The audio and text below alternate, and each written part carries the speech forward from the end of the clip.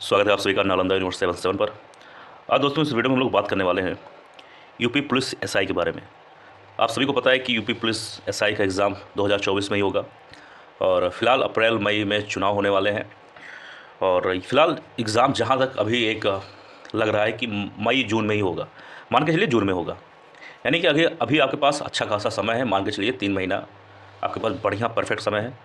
और 3 महीना अगर आप यूपीएसआई की तैयारी कर रहे हैं दोस्तों तो बहुत बढ़िया समय है। यानी कि अगर आपने कुछ भी नहीं पढ़ा है, अगर 3 महीना आज से स्टार्ट कर रहे हो थोड़ा थोड़ा पढ़ना, तो 3 महीना इतना काफ़ी समय है कि आपका सिलेक्शन हो जाएगा। अब इस वीडियो में दोस्तों हम लोग जानेंगे यूपीएसआई के बारे में, इसका सिलेबस क्या है, इसमें कौन कौन सा पेपर होता है, कितने नंबर का होता है, कितना निगेटिव मार्किंग है, हर एक चीज़ जितना भी डाउट है आप सभी का यूपीएसआई से संबंधित यानी सब इंस्पेक्टर से संबंधित सब कुछ डाउट आपका इस वीडियो में आज क्लियर हो जाएगा। वीडियो पसंद आए जरूर अपने दोस्तों के साथ वीडियो को शेयर करना और हमारे चैनल को भी सब्सक्राइब करना। और मैं आपको ये भी बताता चलूँ कि मुश्किल से मुश्किल कुछ दिन बाद से यानी 4 से 5 दिन बाद से यूपीएसआई का प्रैक्टिस सेट बहुत ही शानदार तरीके से शुरू हो जाएगा। और अगर आप लोग चाहते हैं तो और भी जल्दी शुरू हो जाएगा और ये मान के चलिए कि फरवरी ख़त्म होने से पहले स्टार्ट हो जाएगा। चलिए शुरू करते हैं आज का वीडियो, ठीक है। अब एक एक करके हम लोग बात करेंगे हर एक पॉइंट पर, ध्यान देना। इसको थोड़ा और छोटा कर लिया जाए, ठीक। अब आइए बात करेंगे। अब सबसे पहला पॉइंट देखो, इंग्लिश में लिखा है, मैं पढ़ूंगा, हिंदी में समझा दूंगा, ठीक है, तो घबराना नहीं है। UP police SI syllabus and exam pattern 2024, the Uttar Pradesh police recruitment माफ करिए रिक्रूटमेंट एंड प्रमोशन बोर्ड यानी कि UPP BPB is organising UP police SI exam 2024 for 921 sub inspector यानी दरोगा पोस्ट।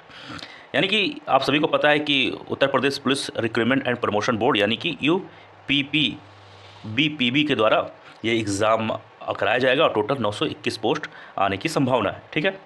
इतना आपको मालूम हो गया, ठीक है। अब आइए धीरे धीरे इस पर हम लोग और विस्तार से बात करते हैं, ठीक। अब यहाँ पर सबसे पहले आपको ये मालूम होना चाहिए यूपी पुलिस एसआई का सिलेबस क्या है। हर एक चीज़ पहले मोटे मोटे तौर पर जान लेंगे, फिर उसको हम लोग विस्तार से खोल के अच्छे से जानेंगे। सबसे पहले आपको जैसा मैंने बताया कि रिक्रूटमेंट बॉडी कौन सी है, Uttar Pradesh police recruitment and promotion board. Exam का नाम क्या है, यूपीएसआई, ठीक है, 2024। मोड ऑफ एग्ज़ाम यानी एग्ज़ाम किस तरीके से होगा, ऑनलाइन, जो कि उससे पहले जो एग्ज़ाम हुआ था 2021 वाला, उसमें भी ऑनलाइन हुआ था, ठीक है। टोटल 2.5 घंटे का आपका पेपर होगा, 200 सवाल आएंगे, ठीक है। यानी कि 2.5 घंटा यानी कि हो गया आपका 1 घंटे में 60 मिनट, तो 2 घंटे में हो गया 120 और 30 और 150 मिनट में आपको 200 सवाल कर रहे हैं। यानी कि एक सवाल आपका 1 मिनट से भी कम समय में आपको करना है। अब यहाँ से एक चीज़ गेम जान लो कि आपको अभी से प्रैक्टिस बहुत शानदार होनी चाहिए। अगर आपका प्रैक्टिस शानदार नहीं होगा तो आपका सिलेक्शन होने की संभावना कम हो जाएगा। 2021 वाला जब पोस्ट आया था दोस्तों तो उसमें बहुत ज़्यादा पोस्ट था, उसका कट ऑफ काफ़ी हाई गया था, तो इस बार का कट ऑफ तो और भी हाई जा सकता है। इसलिए अभी से प्रैक्टिस स्टार्ट कर दो, यानी कि आज से ही प्रैक्टिस सेट और पीवाईक्यू लगाना शुरू कर दो, साथ ही साथ अपना पढ़ाई भी करते रहो। ऐसा ना रहे कि एग्ज़ाम के कुछ दिन पहले से ही प्रैक्टिस सेट सॉल्व करना रहे, आज से ही प्रैक्टिस सेट सॉल्व करना शुरू कर दो, नहीं तो फिर आप बहुत पढ़ लेंगे। अगर आपने उस 2.5 घंटे का इस्तेमाल सही तरीके से नहीं किया तो आपका पढ़ाई करने कोई मतलब विशेष नहीं रह जाएगा। तो आज से ही प्रैक्टिस सेट शुरू कर दो। एक सवाल 2 नंबर का होगा, साफ साफ यहाँ पर लिखा हुआ है,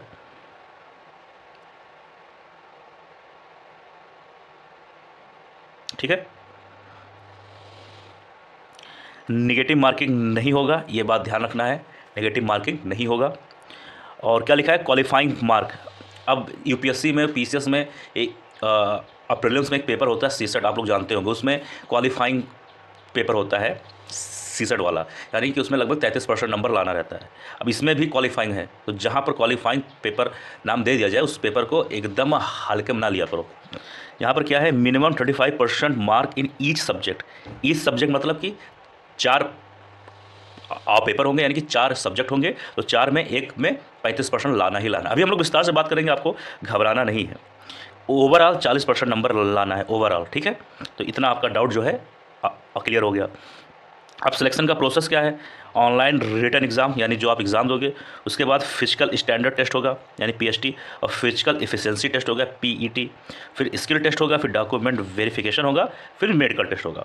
तो सबसे इंपॉर्टेंट चीज़ आपका है ऑनलाइन रिटन एग्ज़ाम, क्योंकि जब एक बार ये हो जाता है तो बच्चा कहीं ना कहीं इतना मोटिवेट हो जाता है और इतना थोड़ा बहुत हाँ ये है कि आज से ही आप अपना रनिंग वगैरह स्टार्ट कर दो, कि जब वो समय आए तब आपको सोचना ना पड़े। यानी कि अगर आपका वेट ज़्यादा है तो आप अभी से स्टार्ट कर दो वेट को कम करना और अपनी इम्यूनिटी को बूस्ट करना।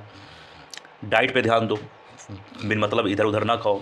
3 महीने बाद जब एग्ज़ाम होगा तब तक आपकी रनिंग प्रैक्टिस अच्छी हो जाएगी, नहीं तो फिर रनिंग प्रैक्टिस का समय मिलता नहीं उतना अच्छा, तो आपका ये एग्ज़ाम अच्छा भी हो जाएगा, तो ये अगर ना हो तो कोई मतलब नहीं है। तो आज से ही अपना प्रैक्टिस एकदम स्टार्ट कर दो, एकदम दबा के, कि ऐसा ना रहे कि ये एग्ज़ाम हो फिर ये वाला ना हो, ठीक है। तो अगर आप रनिंग प्रैक्टिस कर रहे हो, अगर ये हो गया तो ये सब आसानी से होता चला जाएगा, इसमें बहुत बड़ा इशू नहीं है, ठीक है। अब जैसे यहाँ पर लिखा हुआ है, जो पेपर आएगा हिंदी इंग्लिश दोनों में आएगा, वही 2.5 घंटे का पेपर होगा, 400 नंबर का होगा, 200 क्वेश्चन होंगे, 2 नंबर का एक क्वेश्चन होगा, और निगेटिव मार्किंग वाला कोई सिस्टम नहीं है, ठीक है, जैसे यहाँ पर लिखा हुआ है, ठीक है। The candidate will get 2 marks for correct answer well no, एक मिनट मतलब फंस गया,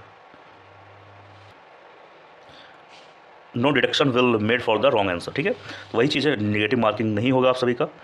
और एक मिनट जाइए, एक मिनट।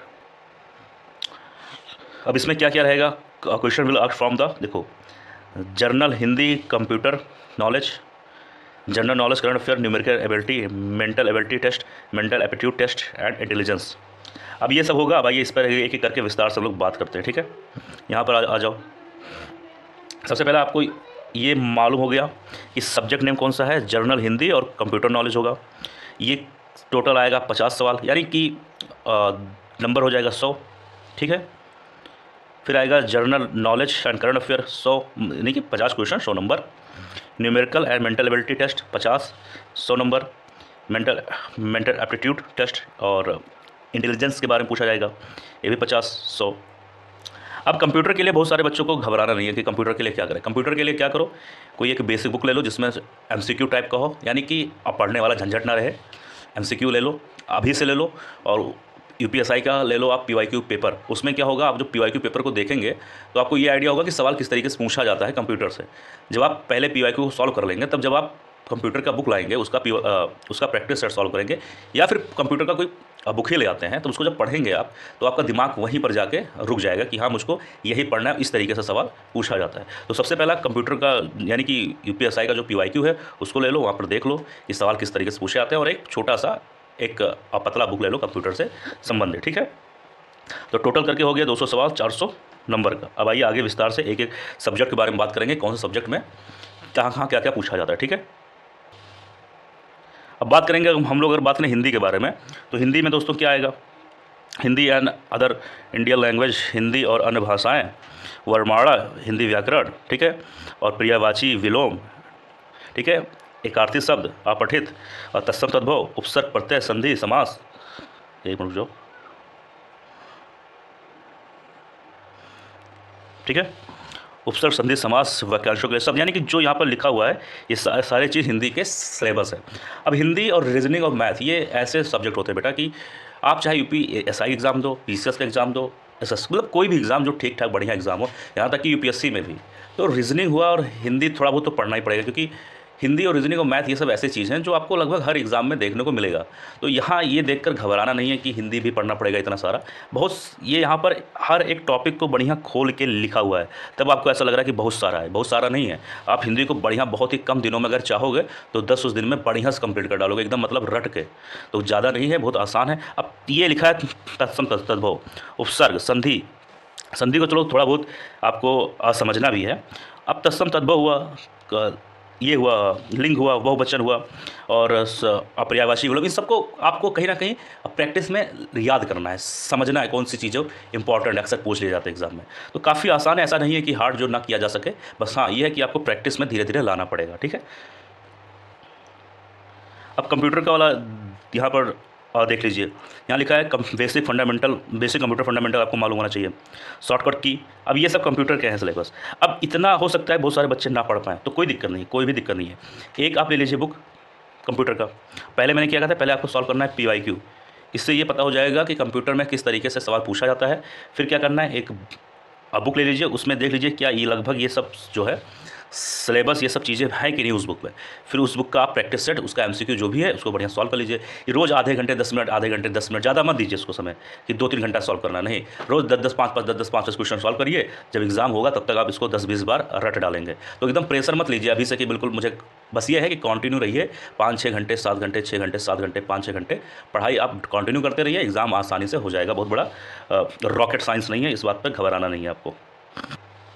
तो ये सब जो आप देख रहे हैं, ये सब कंप्यूटर का ही सिलेबस है, ठीक है। आसान, इसको हर एक टॉपिक को, छोटे छोटे जितने भी टॉपिक हैं सबको खोल के लिख दिया गया है, इसलिए देखने में लगता होगा कि काफ़ी ज़्यादा ब्रॉड है, मतलब लेंथी है, बड़ा है, ऐसा कुछ नहीं है बहुत आसान ये भी।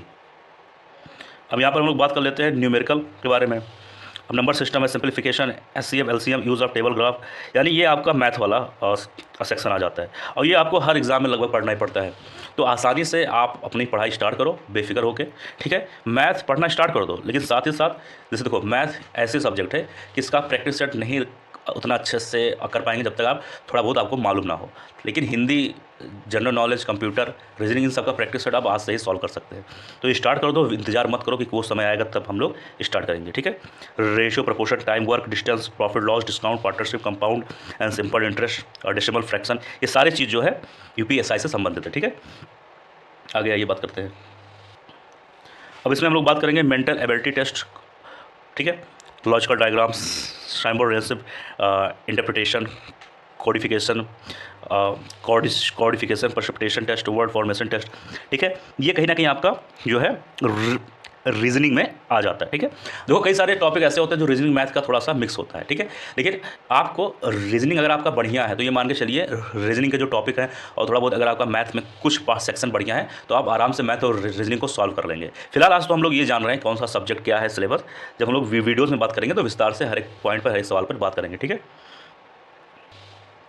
अब यहाँ पर आ जाइए, जैसे क्या लिखा है, जनरल नॉलेज, जनरल साइंस के बारे में मालूम होना चाहिए। अवार्ड एंड ऑनर्स, यानी 2024 में एग्जाम दोगे आप तो 2023 में कौन कौन से व्यक्ति सबसे फेमस थे, यानी कौन कौन से इंसान, व्यक्ति या पर्सन न्यूज़ में है, किसको कौन सा अवार्ड मिला फेमस, भारत रत्न हो गया, कोई फिल्म से संबंधित, तो ये सब चीज़ें थोड़ा बहुत आपको मालूम होना चाहिए। और जो देखो बुक एंड ऑथर्स, इसका वीडियो मैंने अपने इसी यूट्यूब चैनल पर डाल दिया है, जो अक्सर हर एग्जाम में पूछ लिया जाता है, तो वो आपको मालूम होना चाहिए। और जो करंट में, यानी कि आपको करंट कम से कम 1.5 साल का मान के चलना पड़ना है।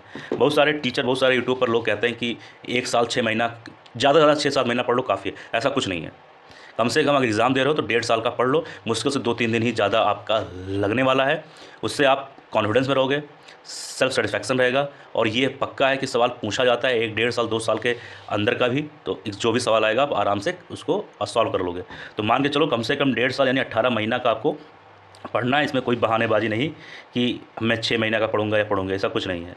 18 महीना कम से कम पढ़ाई करनी चाहिए, ठीक है।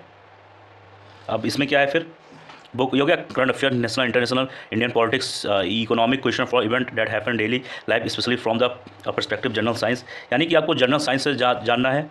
इंडियन पॉलिटिक्स यानी भारतीय राज्य व्यवस्था, इकोनॉमिक्स, फिर ठीक है, फिर इंडियन हिस्ट्री पर आ जाइए। Focus will be on the knowledge of financial, social, religious, political parties under the freedom movement, यानी आपको मान के चलिए कि 1888 के युद्ध जो हुआ था उसके बाद की जानकारी ठीक ठाक बढ़िया होनी चाहिए, ठीक है। वर्ल्ड ज्योग्राफी के बारे में आपको मालूम होना चाहिए, ठीक है। फिलहाल ये सब चीज़ें ऐसी हैं जो कह सकते हो कि कुछ करंट का ध्यान दे लो, वर्ल्ड ज्योग्राफी जैसे है उसमें कुछ पढ़ लो आप करंट, और कुछ जो पुराने सवाल आते हैं वही सब सवाल को थोड़ा न्यू फॉर्म में मॉडिफाई कर देते हैं, बाकी सवाल लगभग एक ही जैसे होते हैं, ठीक है। और वर्ल्ड ज्योग्राफी में तुम कहाँ से क्या कर दोगे, जो करंट अफेयर है वर्ल्ड ज्योग्राफी का उसको पढ़ लो, और बाकी वर्ल्ड ज्योग्राफी तो हमेशा सेम ही चल रहा है ना, कौन से देश के पास कौन सी नदी है वो तो हमेशा सेम रहता है। तो आपको ये देखना है कि कौन सा देश कुछ ज़्यादा न्यूज़ में है, कुछ ज़्यादा उसके बारे में बात हो रही है, तो उसके बारे में आपको ध्यान देना है, ठीक। अब करंट अफेयर में क्या क्या पूछा जा सकता है, क्या क्या इंपॉर्टेंट होता है, जैसे sports news, railway budget, cyber crime, award, honour, book authors, जैसे मैंने बताया ना कि कौन से अभी न्यूज़ जल्दी है जिसको कोई बुक मिला, कोई अवार्ड मिला हो, national international relation, social media communication, digital payment, digital wallet and other, जैसे इसमें पेटीएम के बारे में न्यूज़ चल रहा था उसको आपको जानना है, और फ़ोनपे जो चल रहा है उसमें इस समय इसके ब्रांड एम्बेसडर कौन नियुक्त किए गए हैं, जिनका काम है कि लोगों के बीच में अवेयरनेस फैलाना। इन सब चीज़ों को बेसिक बहुत छोटी चीज़ें हैं, इसमें ध्यान ज़्यादा मतलब माथा पच्ची नहीं करना है, थोड़ा दिमाग लगाओगे आराम से चीज़ों को आप पढ़ लोगे, ठीक है। अब यहाँ पर आ जाइए, इसमें कहा गया है कि mental aptitude section cover logical diagram, तो खैर तो वही हो गया, क्या कहते हैं, रीजनिंग वाला ही पार्ट हो गया, ठीक है। तो आपको इस सब में ज़्यादा घबराना नहीं है, ठीक है। Intelligence question test, relationship, sporting out the dissimilar series, coding coding direction sense, blood relation, problem based on the alphabet, ये सारे जो है रीजनिंग के पार्ट है। जैसा मैंने आपको बताया ना स्टार्टिंग में कि रीजनिंग अगर आपका अच्छा है, शानदार है, और मैथ के थोड़े बहुत टॉपिक ठीक ठाक हैं, तो आप आराम से एग्जाम को बढ़िया से क्वालिफाई कर लोगे, ज़्यादा माथापच्ची नहीं है, ठीक है। फिर इसमें एक मिनट, रीजनिंग का आता है विजुअल मेमोरी, डिस्क्रिमिनेशन, ठीक है, similarity, difference, space visualisation, observation, concept, ठीक है। ये सारे चीज़ जो है रीजनिंग है। तो मैथ में भी कई सारे जो चीज़ें होती हैं, टॉपिक्स, वो रीजनिंग से संबंधित होती हैं, ठीक है। तो आपको इन सब चीज़ों पे ध्यान देना, ठीक। जैसे यहाँ पर ये देख लीजिए,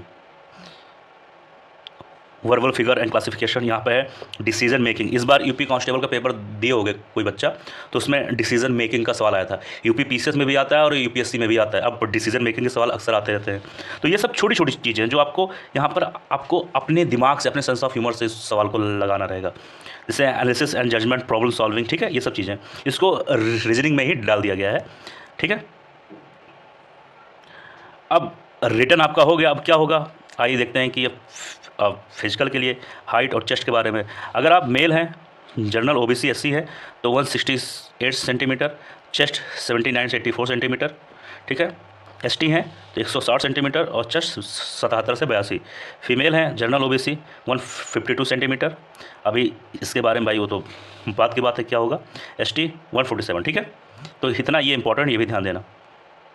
ये सब हाइट वाइट अपना देख लो, हाइट के हिसाब से हो, सब कुछ सही चल रहा है तो एग्जाम की तैयारी स्टार्ट कर दो, ठीक है। और बाकी होता है चेस्ट अगर 19-20 है तो वो तो अगर एक्सरसाइज करते रहोगे, रोज़ आप पुशअप करते रहोगे तो ये तो हो जाएगा, इसमें बहुत बड़ी चीज़ नहीं है, ठीक है। अब रनिंग की बात आ जाती है, सबसे इंपॉर्टेंट रेस। अगर मेल हैं आप तो 4.8 किलोमीटर दौड़ना पड़ेगा 28 मिनट में, फीमेल हैं आप तो 4.4 किलोमीटर दौड़ना पड़ेगा 16 मिनट में, ठीक है। तो ये था आज का वीडियो। इसमें हम लोगों ने यूपीएसआई से संबंधित सारे विस्तार से बात की है, क्या सब्जेक्ट, क्या हर एक चीज़। अब अगर आप चाहते हैं कुछ और भी जानना यूपीएसआई से संबंधित तो नीचे कमेंट में लिख देना, उससे संबंधित बातें हो जाएंगी। मिलते हैं किसी और वीडियो में। जय हिंद जय भारत, अपना ध्यान रखें और रनिंग प्रैक्टिस आज से ही स्टार्ट कर दो, नहीं तो फिर बड़ा मुश्किल है। जय हिंद जय भारत।